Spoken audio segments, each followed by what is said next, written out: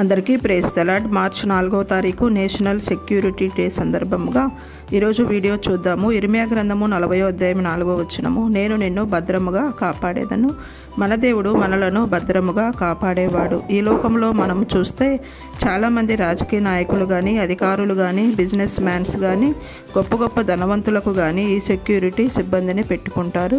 వారి ప్రాణాలను కాపాడుకోవడానికి భద్రతా సిబ్బందిని ఏర్పాటు చేసుకుంటారు. మనుషులు ఎవరు మన ప్రాణాలను కాపాడలేరు. ఉదాహరణగా మనం చూస్తే ఇందిరాగాంధీ విషయంలో సెక్యూరిటీగా ఉన్న వాళ్ళే ఆమె ప్రాణాలు తీశారు. ఉదాహరణగా బైబిల్లో నుండి మనం చూస్తే మొదటి సమూయేలు గ్రంథం 20వ అధ్యాయము 1 నుండి చివరి వచనాలలో సౌలుకు సైన్యాధిపతి అయిన అబ్నేరును మనం చూస్తే సౌలును కాపాడవలసిన వాడు గాఢ నిద్రపోయినవాడుగా ఉన్నాడు. అప్పుడు దావీదు అబ్నేరుతో ఇలా అంటాడు, నీకు యజమానుడగు రాజునకు కాపు కాయక పోతివి అంటాడు. చూసాం కదా, సెక్యూరిటీ సందర్భముగా లోకంలోని భద్రతా సిబ్బంది ఇందిరాగాంధీ విషయంలో అపనమ్మకస్తులు అని చూసాము. బైబిల్లో సిబ్బందిని మనం చూస్తే యజమానుడిని కాపాడుకోక గాఢ నిద్రపోయాడు అని చూసాము.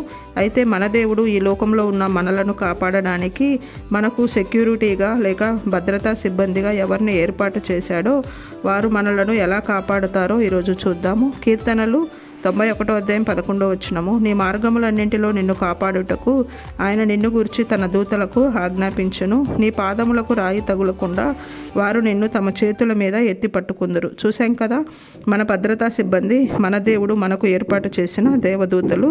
వీరు మన మార్గాలన్నింటిలో మనలను కాపాడుతారు. కనీసం మన పాదములకు రాయి కూడా తగులనివ్వరు. Praise the lord.